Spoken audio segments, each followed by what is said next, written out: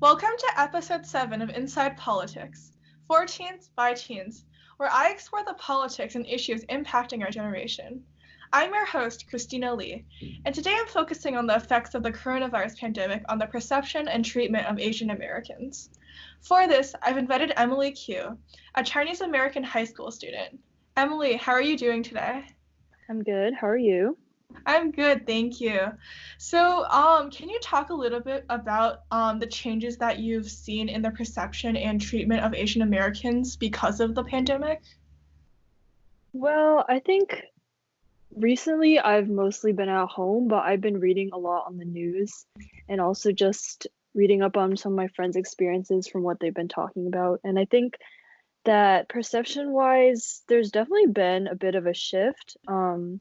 Recently, the New York Times came out with an article about this, about recent racism towards Asian Americans in general. And I think something that was mentioned in the article is that there's kind of been this shift in perception that is labeling a lot of Asian Americans as potential sources or carriers of the coronavirus, which I think is sparking a lot of aggression and just general, I guess, a negative perception of a lot of Asian Americans. And I think that recently, just acts of, I guess, how do I describe this? Like, I think recently there's been a lot of negative treatment towards Asian Americans that I've seen in the news personally, and that some of my friends have also experienced. For example, one of my friends who goes to NYU, he's Korean, and this was a few weeks ago. He was walking down the street, and some people surrounded him and started yelling at him. And they were saying a lot of racist remarks. They were telling him to like go back to Wuhan, where like where you came from, quote unquote.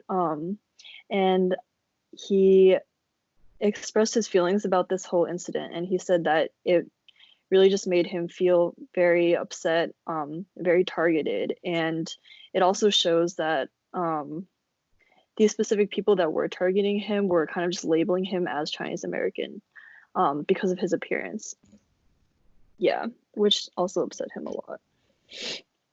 I see. So, what do you think about this collective, I guess, like, assumption that all Asians or like Asian appearing people are Chinese?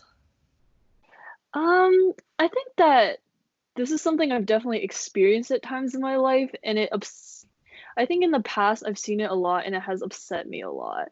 Um, I think it's just very. I think for me personally, it's very hard to grapple with, I guess, because it definitely shows that a lot of people are making assumptions based on appearances, and that they're also generalizing when they're treating people in this way. So, yeah.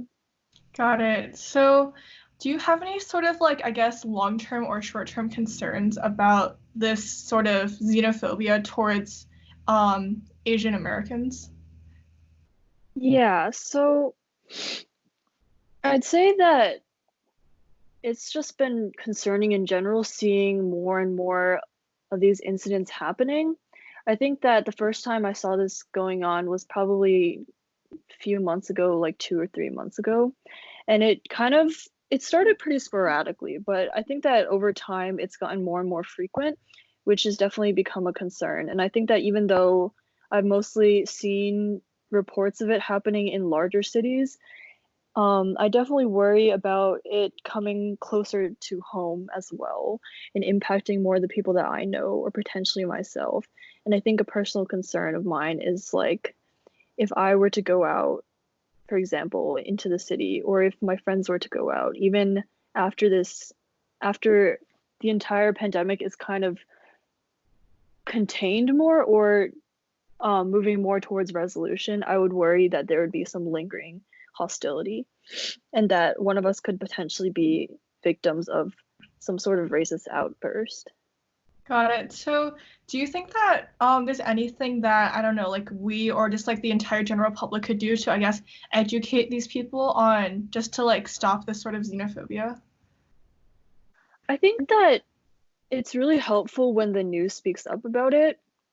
For example, I think that the New York Times article I read definitely helped to spread awareness of the issues that were going on. And there's also been some recent efforts to document more of these incidents. Like, I think that there's an organization in California, I believe, that started a website where people can report like these incidents when they occur. And they're using like these reports to help advocate basically for spreading awareness and like educating others about this issue. And I think that it really helps to use social media, I think, nowadays to also get this message across. And I've seen a lot of Asian American activists talking about this on Instagram, for example, which I think is a good way to kind of reach a larger audience. Yeah, definitely. So do you have any final thoughts on this? Final thoughts. I think it's a very complicated issue for us, and I think it's just, yeah, I feel like it's just very hard. And I think that in this specific situation, when there's just so much going on and the pandemic is like affecting all of us in very different ways, I think it's important that people are able to come together. Yeah, and support each other. And to just in general, when something like this is happening, I think it's important to be able to speak up about it, and not just like ignore the issues that are showing up. So I think it's been really nice, I guess, to see people actually addressing the racism that a lot of Asian Americans are facing, especially on Instagram. Yes. Got it. All right. Thank you so much, Emily, for being on my podcast today. I really appreciate it. Thank you for having me. Yeah, of course. So I'll see everybody next time on Inside Politics. Hey everyone, this is Christina. Thank you so much for watching Inside Politics. Please be sure to check out the outtakes linked in the description, and feel free to check out the rest of the interviews on my channel as well. See you next time!